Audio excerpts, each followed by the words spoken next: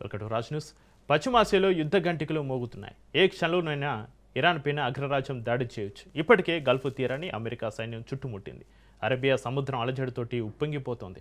ప్రపంచంలోని అత్యంత శక్తివంతమైన యుద్ధ నాయకులు టెహరాన్ ముంగిట మోహరించాయి. ట్రంప్ సైనిక కదలికలను చూస్తుంటే ప్రపంచం మరో పెను విలయాన్ని చూడబోతుందా అనే అనుమానాలు బలపడుతున్నాయి. ఇరాన్ను ఉక్కిరిబిక్కిరి చేస్తున్నారు అమెరికా ప్రెసిడెంట్. అసలు ట్రంప్ వ్యూహం ఏంటి? ఖమేనీ ఎందుకు భయపడుతున్నారు? అరేబియా నుంచి పర్షియన్ గల్ఫ్ వరకు మోహరించిన అగ్రరాజ్య ఆయుధ సంపత్తి ఎంత? యుద్ధం జరిగితే భవిష్యత్తులో జరగబోయే పరిణామాలేంటి?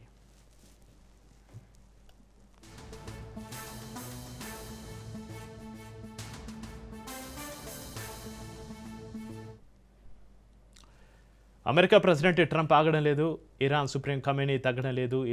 ఇద్దరే సై అంటే సై అంటున్నారు. దీంతో పశ్చిమాసియాలో టెన్షన్ వాతావరణం నెలకొంది. ఇరాన్ పక్షం రోజుల్లో దారికి రాకపోతే పోరు అనివార్యం అంటున్నారు ట్రంప్. పెంటగాన్ అధికారులైతే ఆదివారం నుంచే యుద్ధం ప్రారంభం కావచ్చన్న సంకేతాలు ఇచ్చారు. యుద్ధం అనివార్యమైతే ఎదుర్కోవడానికి సిద్ధమంటోంది ఇరాన్.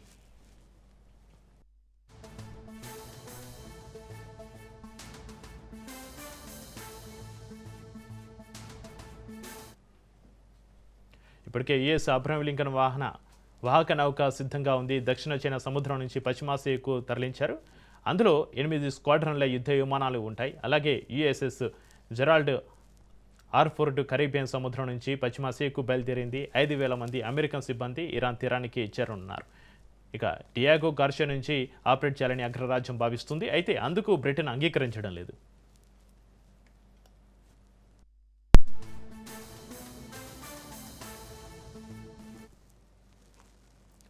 ఇరాన్ కూడా అమెరికా దాడి చేయడం అనివార్యమని భావిస్తుంది. అమెరికా షరతులకు అంగీకరించే ఒప్పందాన్ని కుదుర్చుకుంటే యురేనియం శుద్ధిని ఆపేయాలి, బాలిస్టిక్ క్షిపణుల సంఖ్యను తగ్గించుకోవాలి. అలా చేయడం కంటే స్వల్పకాలిక యుద్ధమే వ్యూహాత్మకంగా ప్రయోజనకరమని టెహ్రాన్ భావిస్తుంది. అందుకే తన రక్షణ వ్యవస్థను పటిష్టం చేసుకుంటుంది. కొత్తగా జాతీయ భద్రతా మండలిని ఏర్పాటు చేసింది. అత్యవసర సమయాల్లో నిర్ణయం తీసుకునే అధికారం స్థానిక గవర్నర్లకు ఇచ్చింది. అంతేకాదు, ఇజ్రాయలీ నిఘా సంస్థలు దేశంలో చొరబడకుండా కఠిన చర్యలు తీసుకుంటోంది.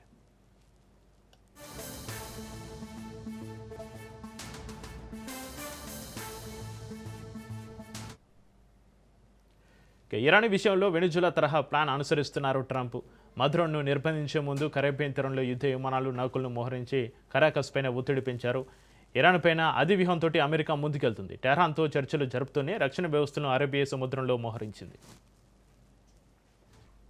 2025 జూన్లో జరిగిన 12 రోజుల యుద్ధంలో ఇరాన్ పైన ఇజ్రాయెల్, అమెరికా దాడి చేశాయి. ఆ పోరులో పలు క్షిపణి కేంద్రాలను, వైమానిక స్థావరాలను ఇజ్రాయెల్ ధ్వంసం చేసింది. వీటికి పూర్తి స్థాయిలో ఇరాన్ మరమ్మతులు చేసింది. అయితే నిత్యావసర ధరలు ఆకాశాన్ని అంటుతూ ఉండడం, కరెన్సీ విలువ భారీగా పతనమవడం, ప్రభుత్వ అవినీతి, స్వేచ్ఛ లేకపోవడంతో 2025 డిసెంబర్ 28 నుంచి ఇరాన్లో నిరసనలు ప్రారంభమయ్యాయి. అయితే అణు కేంద్రాల భద్రతపైనే ఇరాన్ ఎక్కువగా దృష్టి సారించింది. ఇక ఇరాన్ పక్షం రోజుల్లో దారికి రాకపోతే పోరు అనివార్యమని అమెరికా అధ్యక్షుడు డొనాల్డ్ ట్రంప్ అంటున్నారు. పెంటగాన్ అధికారులైతే ఆదివారం నుంచి యుద్ధం ప్రారంభం కావచ్చన్న సంకేతాలు ఇస్తున్నారు. పోరు అనివార్యమైతే ఎదుర్కోవడానికి ఇరాన్ కూడా సిద్ధమంటోంది. ఈ నేపథ్యంలో యుద్ధానికి 2 దేశాలు తమ సన్నాహాలను దాదాపు పూర్తి చేసుకున్నాయి. ఇక దీనికి సంబంధించి చర్చిద్దాం. మనకు అందుబాటులో ఉన్నారు బండా రామ్మోహన్ రావు గారు, ప్రముఖ రాజకీయ విశ్లేషకులు. రామ్మోహన్ రావు గారు, నమస్కారం అండి. రామ్మోహన్ రావు గారు, వినిపిస్తుందా అండి? చెప్పండి. రామ్మోహన్ రావు గారు, అమెరికాకు ప్రపంచంలోని అత్యంత శక్తివంతమైన సైన్యం ఉంది. మరి ఇరాన్ తన వద్ద ఉన్న ప్రాక్సీ గ్రూపులు అంటే హిజ్బుల్లా కావచ్చు, హతీలు ద్వారా అమెరికా స్థావరాలపైన దాడులు చేసే అవకాశం ఉందా?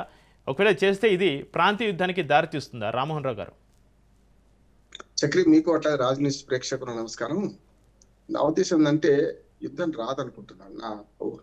ఎందుకంటే ఒకరినొకరు బెదిరించుకుంటున్నారు. అన్నిటికంటే ఇరాన్ విషయంలో చూసుకుంటే రాజు కంటే మొండివాడు బలవంతుడు అని మీరు అన్నట్టు అమెరికాకి ఎంత శక్తి ఉన్నా కూడా రాజు లాంటాడు అమెరికా.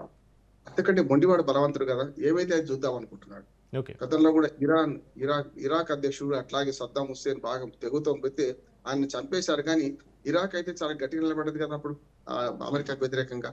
అసలు అమెరికా ఎక్కడ సక్సెస్ అయింది చెప్పండి మొత్తం ప్రపంచంలో? అప్పుడు ఎప్పుడో కంబోజియా యుద్ధం నుంచి మొదలుకొని కదా, జింబాబే, రొడీషియా మొదలుకొని మన ఆఫ్ఘనిస్తాన్ లో 25 ఏళ్ళు ఉండి వెనుకొచ్చారు కదా. అక్కడ ఏం సాధించారు చెప్పండి? ఇప్పుడు ఆఫ్ఘనిస్తాన్ స్వాధీనం చేసుకుని రష్యానే మొదటి చేతులు కాల్చుకుంది. తర్వాత ఆఫ్ఘనిస్తాన్ విషయంలో అమెరికా చేతులు కాల్చుకుంది కదా. ఆఖరికి యుద్ధ టాంకుల నుంచి మొదలు పెడితే అక్కడ విడిచిపెట్టి వచ్చారు. ఏది తెచ్చుకోలేకపోయింది వాళ్ళ వెనక కూడా. ఇప్పుడు తాలిబాన్ రాజ్యం ఉన్నా కూడా ఆనాడు అమెరికా 20-25 2.5 దశాబ్దాలు అక్కడ ఉండి ఏం చేయలేకపోయి తాలిబాన్లకు విడిచిపెట్టి వచ్చేసింది కదా. ఇక్కడ అట్లా కాదంటున్నాను. ఎందుకంటే మొన్నటికి మనం చూశాక చక్రి మొన్న ఏది బంకర్ల మీద దాడి చేస్తున్నాం అని నిలువుగా బంకర్లను చీల్చుకునే ఇజ్రాయెల్ ఇరాన్ కొట్లాడుతుంటే ప్రత్యక్ష యుద్ధంలోకి అమెరికా దిగింది కదా, మొన్ననే దిగింది కదా, చూశాం కదా మనం.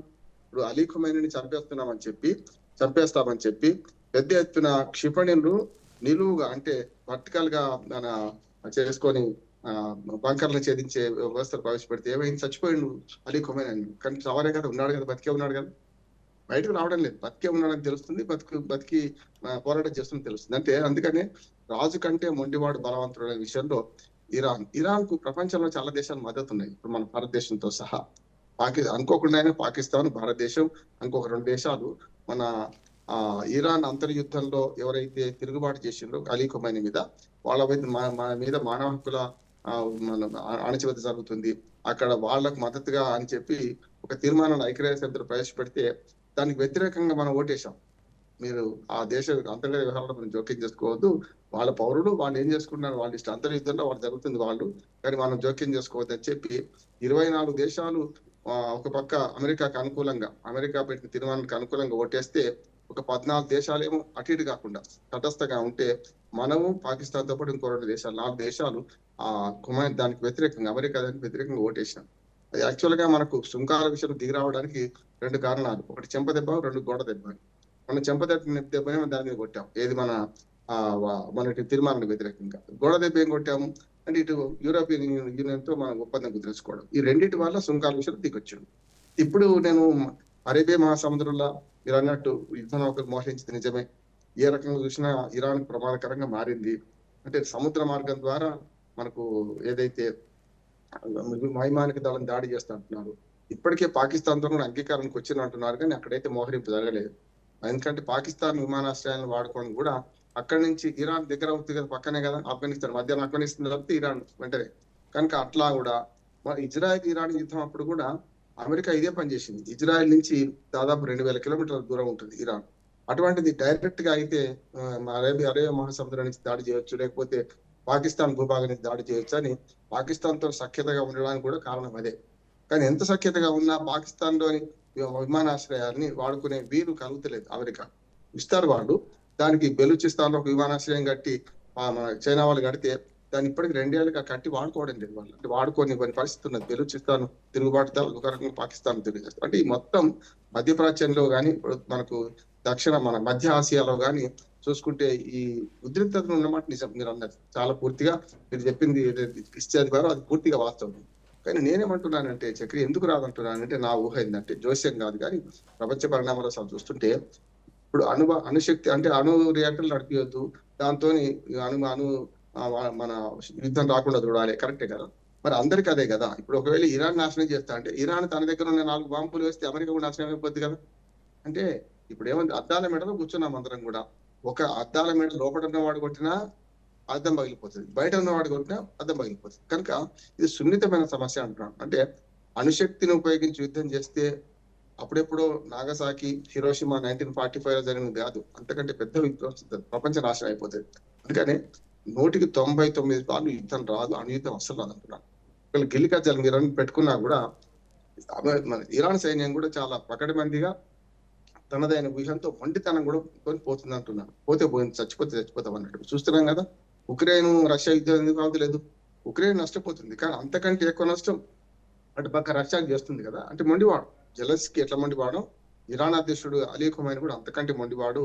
అది నా ఉద్దేశం ఏంటంటే వెంటనే యుద్ధం రాకపోవచ్చు, కానీ భయపెట్టడం, ఒకరినొకరు భయపెట్టుకోవడం చూస్తుంటాం. ఇప్పుడు 2 జంతువులు పోరాడుతుంటే 2 భయపెట్టుకుంటుంటాయి, దూరం జరుగుతుంటాయి, వెనక్కి పోతుంటే ముందుకు వస్తుంటారు. అట్లానే ఒక అమెరికా లాంటి పెద్ద శక్తితో తలపడడం తక్కువేం కాదు. ఇరాన్కు సాహసం, పెద్ద సాహసం అంటున్నాను.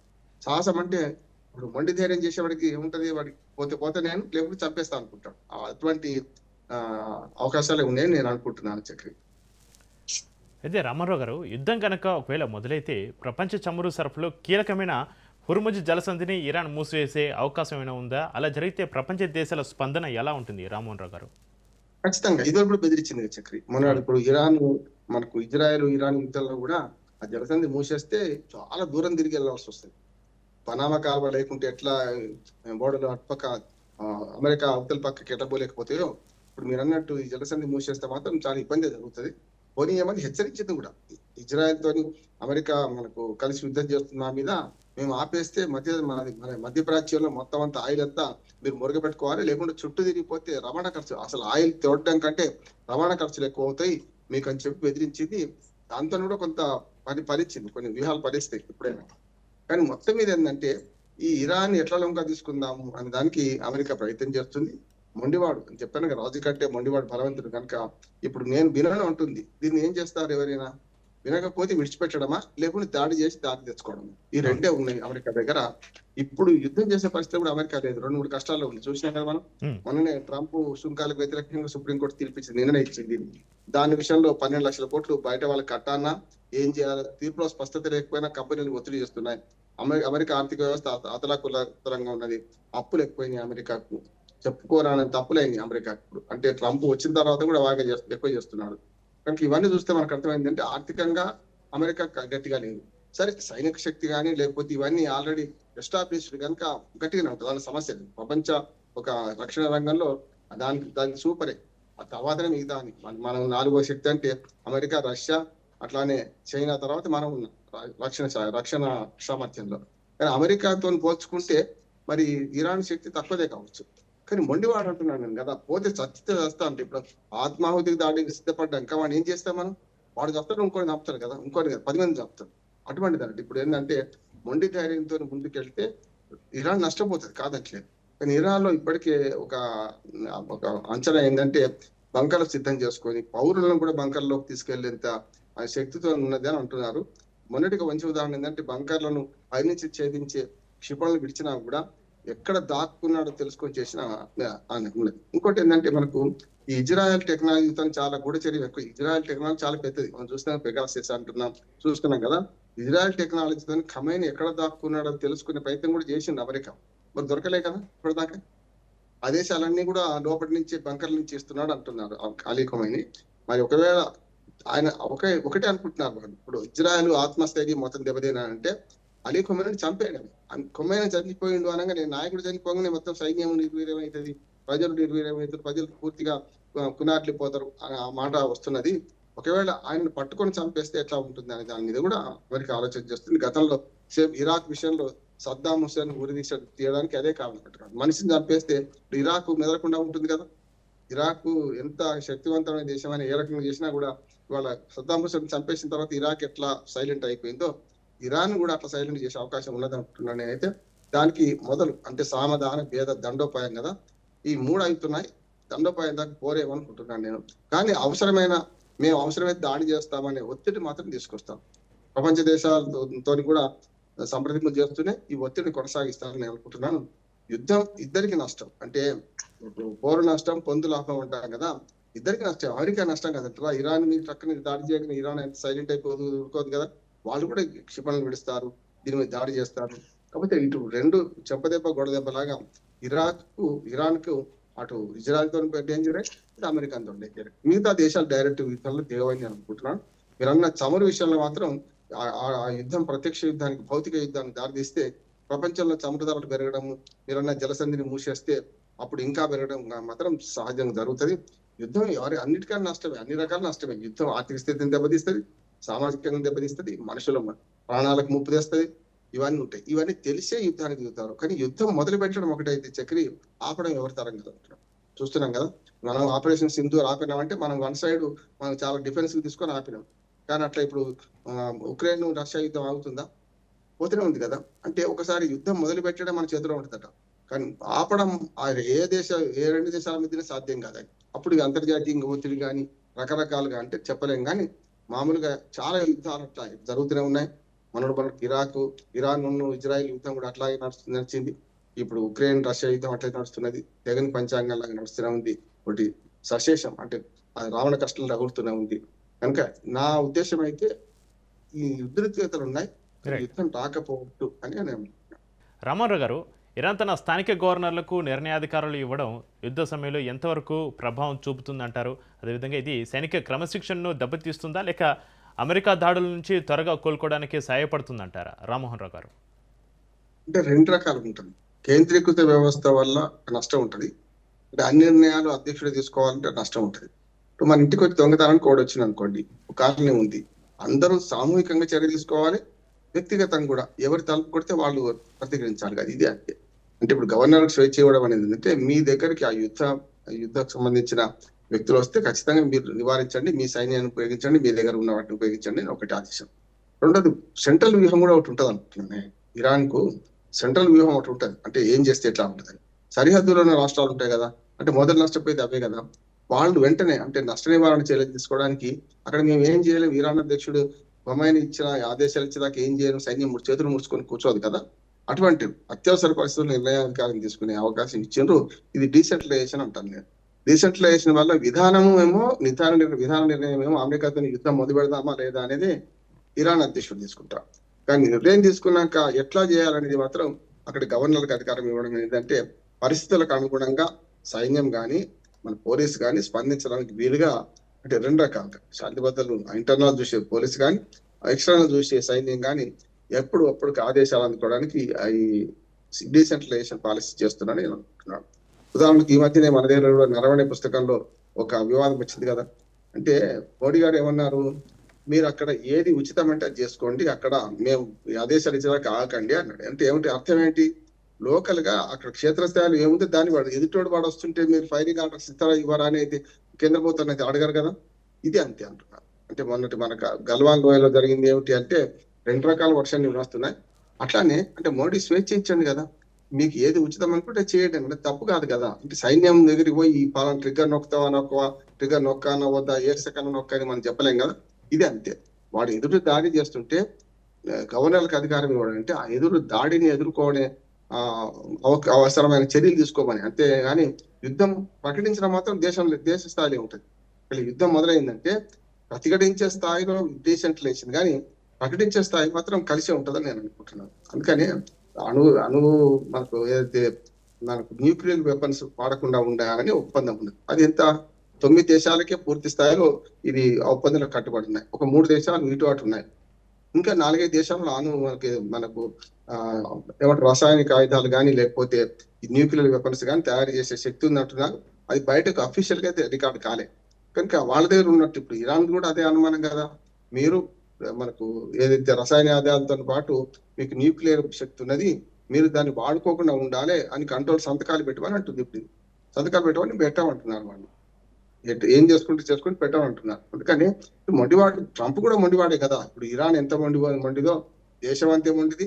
అట్లాగే ఇరాన్ అధ్యక్షుడిగా ఉన్న అలీ ఖొమైనీ కూడా అంత మొండివాడు. ఈ రెండు ఇంతకంటే దేశ పౌరుల కంటే మన అలీ ఖొమైనీ కంటే బాగా మొండివాడు ట్రంప్ కూడా. అందుకని ఇద్దరు మొండివాళ్ళు ఎదురెదురు అయితే ఏం చేసుకుంటారు, ప్లస్ మైనస్ అవుతుందా, మరి మైనస్ ప్లస్ అవుతుందా అన్నట్టే ఇద్దరు ఏమంటారు తీవ్రవాదులు అనొద్దు కానీ ఇద్దరు తీవ్రంగా ఆలోచించేవాళ్ళు, లేకుంటే వ్యక్తిగతంగా ఆలోచించేవాళ్ళు ఎదురైతే ఎట్లా ఉంటదంటే ఇప్పుడు చెప్పలేము మనం, ఏదైనా కదా జరగచ్చు. యుద్ధము ప్రారంభం ఎవరు చేస్తారనే దాన్ని బట్టి కూడా మనం చెప్పొచ్చు చక్రి. ఎందుకంటే యుద్ధం ప్రారంభం ఎవరు మొదలు పెడతారు అనే దాని మీద చెప్పొచ్చు.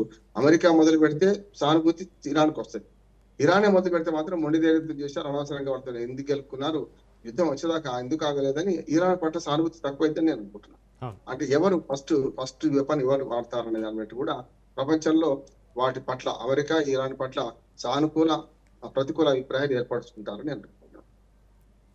అయితే అమెరికా చర్యలను బ్రిటన్ వంటి దేశాలు పూర్తిగా సమర్థించడం లేదు రామ్మోహన్ రావు గారు. ఈ విషయంలో అమెరికా ఒంటరి అవుతుందంటారా? అవుతుంది. సుంకాల విషయంలో ఎట్లా ఒంటరి అవుతుందో అదే కదా. మొన్న చాలా ప్రపంచ శాంతి ఉండాలి, అనవసరంగా యుద్ధాలు వద్దు, దూకుడుగా పోకండి అని చెప్పి నాటో కుటుంబ దేశాలు ఒప్పందం ఉంది కదా. ఆ ఒప్పందం నాటో కుటుంబ దేశాల ఒప్పందం ఏంటి, మన దేశం మీదకి ఎవరైనా ఒక దాడి చేస్తే మనందరం ఒకటిగా దాడి చేయాలన్నారు. నువ్వు గ్రీన్లాండ్ స్వాధీనం చేసుకుంటా అంటావు, డెన్మార్క్ ను ఆగం చేస్తా అంటావు. డెన్మార్క్ కూడా నాటో కుటుంబ దేశాలు ఉన్నదే కదా, గ్రీన్లాండ్ కూడా ఉన్నదే కదా. అంటే నీ కూటమి ధర్మాన్ని నువ్వు పాటించకపోతే నీ వెంబడెవరు ఉంటారు? అమెరికా అధ్యక్షుడు ఒంటరి కావడానికి ప్రధాన కారణం అదే. నాటో కుటుంబ దేశాలను కాపాడుకోవాలి కదా, పోనీ యూరోపియన్ కంట్రీస్ కాపాడకుండా నాటో కుటుంబ దేశాలు ఒక లైన్ అయితే యూరోపియన్ కంట్రీస్ వాళ్ళు యూరోస్ మన మార్కం పెట్టుకుందాం అనుకున్నాను. డాలర్ విలువ తక్కువైతేనే కదా వాళ్ళు అణచివేసింది. అందుకని ఫ్రాన్స్ కానీ జర్మనీ కానీ జపాన్ కానీ ముఖ్యంగా బ్రిటన్ కానీ ఈ యూరోపియన్ యూనియన్ దేశాలు కూడా అమెరికాకు వ్యతిరేకంగా ఉన్నాయి. మనం గలబెత్తినాయి కూడా. ఏది సన్నాయి నొక్కలు ఏం నొక్కలే, ఇక డైరెక్ట్ చెప్పేసినాయి మీరు చేసే పని తప్పు అంటున్నాయి. ముఖ్యంగా డెన్మార్క్ అండగా నిలిచినాయి. గ్రీన్లాండ్ స్వాధీనం చేసుకునే క్రమంలో డెన్మార్క్ ను కూడా, డెన్మార్క్ ఎంత నీ ఇష్టం అన్నారు. అట్లా గ్రీన్లాండ్స్ పౌరులు 55,000 మంది ఉంటారు అక్కడ. 55,000 మందికి ఒక్కొక్కరికి $1,00,000 ఇచ్చేస్తే పోమన్నాడు. చూసినాం కదా మనం. అంటే వాళ్ళని కొనుక్కుంటా అంటాడు. అయితే రెండు అన్నాడు ఆయన. ఒకటేమో మన సామధాన భేద దండోపాయాలంటే భేదం ఉపయోగించాడు, దండోపాయం లాస్ట్ అదే అంటున్నాడు. అంటే యుద్ధమే చేస్తా, స్వాధీనం చేసుకునే బలవంతంగా అంటున్నాడు. అందుకని మీరన్న యూరోపియన్ కంట్రీస్ అమెరికా అధ్యక్షుడికి అనుకూలంగా ఉండవు అంటున్నాడు. ఏదైనా ఒకే చిన్న తీర్మానం వస్తే నాటో మనకు ఐక్యరాజ్య సమితిలో భద్రతా మండలి అవసరమైతే చేస్తున్నారు. ఇంకొక మాట, మనకు ఐక్యరాజ్య సమితిలో కూడా అమెరికా ఒంటరైపోతుంది. ఇటు ఫ్రాన్స్, బ్రిటన్, రష్యా, చైనా, ఈ 4 కదా అమెరికా కాక బయట ఉన్న దేశాలు, వీటో పౌరున్న దేశాలు. ఈ 4లో ఖచ్చితంగా చైనా, మన రష్యా మాత్రం పూర్తిగా వ్యతిరేకిస్తాయి. ఈ వ్యతిరేకించాల్సిన ఏంటి? బ్రిటన్, ఫ్రాన్సే కదా. ఈ రెండు దేశాలు వ్యతిరేకిస్తే మాత్రం తప్పక మరి ఐక్యరాజ్య సమితిలో కూడా ఈ యుద్ధం మొదలు పెడితే మొట్టమొదటి నష్టం మన అమెరికాకు ఉంటుందని నేను అనుకుంటున్నాను. రామారావు గారు, ఇరాన్కు రష్యా, చైనాల మద్దతు ఏ స్థాయిలో ఉంది? ఈ ఉధృత పరిస్థితుల్లో వారు ఒకవేళ జోక్యం చేసుకుంటే ఇది 3వ ప్రపంచ యుద్ధానికి దారితీసే ప్రమాదం ఉందంటారా రామారావు గారు? జోక్యం చేసుకోరు చక్రి. పెద్దలు ఎప్పుడు కూడా పేదలను కొడుతుంటే వాళ్ళు ఊరుకుంటారు. నేను ఉదాహరణ చెప్తా. వెనిజులా అధ్యక్షుడిని లిఫ్ట్ చేస్తారని అమెరికా, చైనాకు, రష్యాకు తెలియదంటారా? తెలిసే ఊరుకున్నారు వాళ్ళు.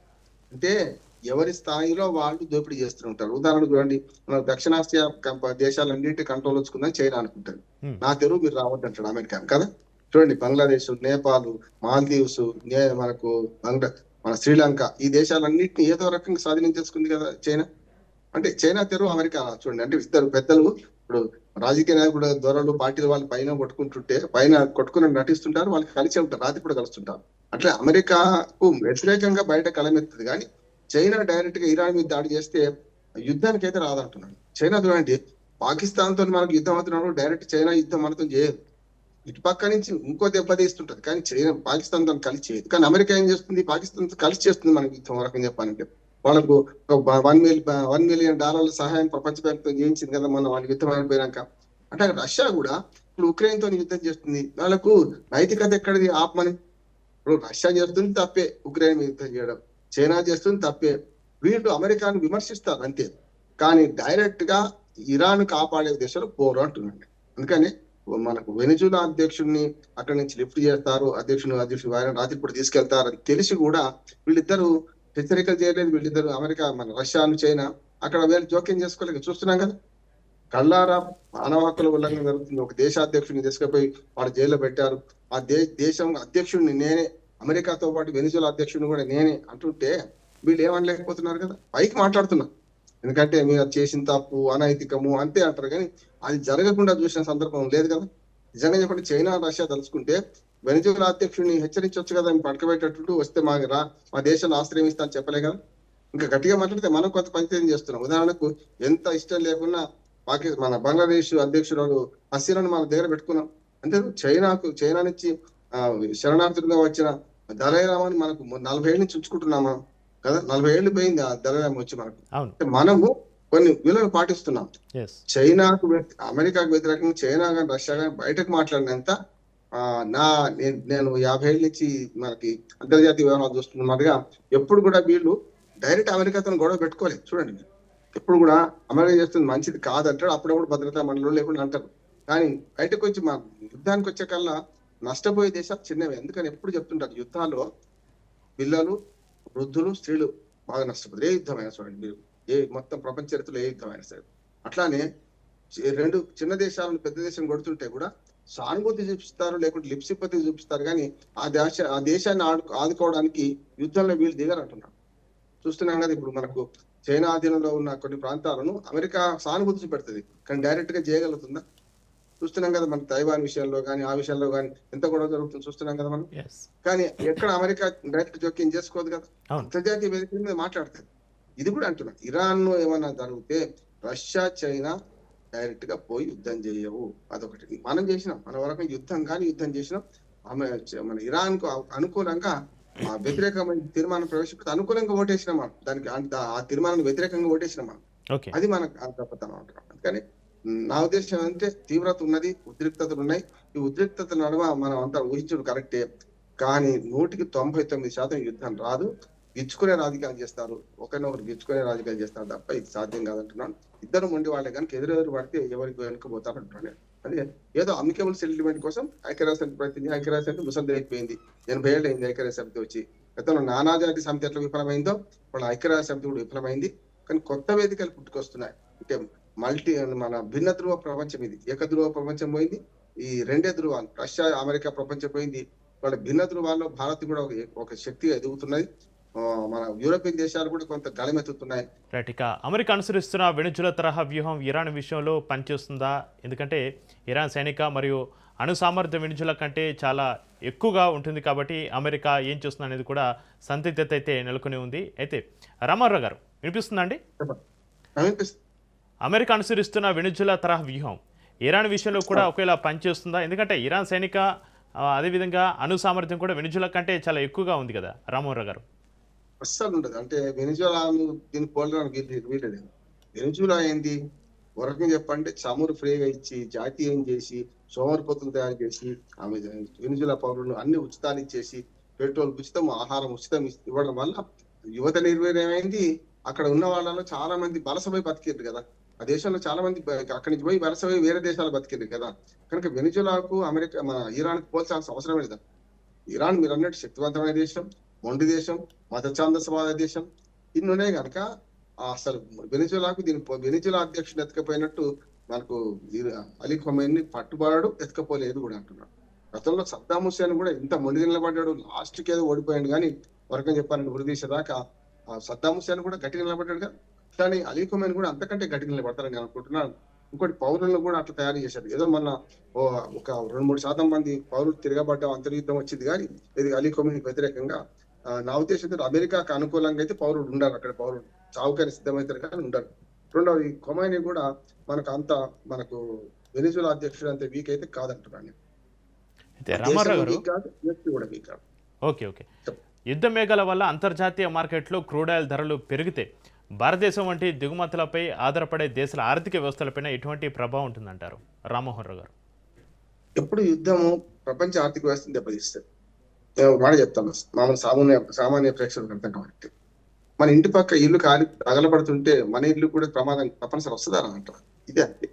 యుద్ధం ఎక్కడ జరిగినా యుద్ధ ఫలితాలు ప్రపంచం అంతా అనుభవించాల్సి వస్తుంది. ఏదో రకంగా వాణిజ్య పరంగా కావచ్చు, ఆర్థిక పరంగా కావచ్చు, లేకపోతే మనకు పక్క దేశాలంటే మనకు క్షేత్రస్థాయిలో కావచ్చు, ఏదో ఒక నష్టం ఉంటుంది. అంతేందుకు బంగ్లాదేశ్ ఆవిర్భావానికి ముందు మన పాకిస్తాన్ బంగ్లాదేశ్ మీద పెద్ద ఎత్తున అణచివేస్తే బంగ్లాదేశ్ శరణార్థులు లక్షలాది మంది మన దేశంలో రాలేదా? అట్లే పక్క దేశం అయితే మనకు అది కష్టం వచ్చింది. కానీ మనం ఎప్పుడు కల్పించుకున్నాం? అన్నమో రామచంద్ర అని వాళ్ళందరూ అయ్యా హలో లక్ష్మణ అంటే కదా మనం కల్పించుకొని యుద్ధంలో పాల్గొని అప్పుడు విముక్తి చేసింది. ఇప్పుడు కూడా అంటున్నాం. ఇరాన్ మీద అమెరికా దాడి చేస్తే చుట్టుపక్కల దేశాలకు వస్తుంది. ప్రపంచవ్యాప్తి ఎక్కడున్నా ఇప్పుడు మొత్తం ప్రపంచంలో కుగ్రామంగా మారిపోయిన తర్వాత ఎక్కడున్నా ఆర్థిక, సామాజిక, రాజకీయ పరిస్థితులు తప్పనిసరి మార్పు వస్తుంది, తేడా వస్తుంది. ఉద్రిక్తత ఇంకా పెరుగుతాయి. మాటల సాయం చేస్తారా, కొందరు చేతుల సాయం చేస్తారా? మరి ఇరాన్ కు సాయం చేసే దేశాల సమస్యన మరి రష్యా ఖచ్చితంగా ఇరాన్ కి సాయం చేస్తుంది, ఆయుధాల సరఫరా చేస్తుంది. చైనా కూడా పరోక్షంగా చేస్తుంది. Via America, via China, via Russia ద్వారా కూడా మనకు ఆయుధాలు సప్లై చేయొచ్చు. ఇవన్నీ ఉంటాయి.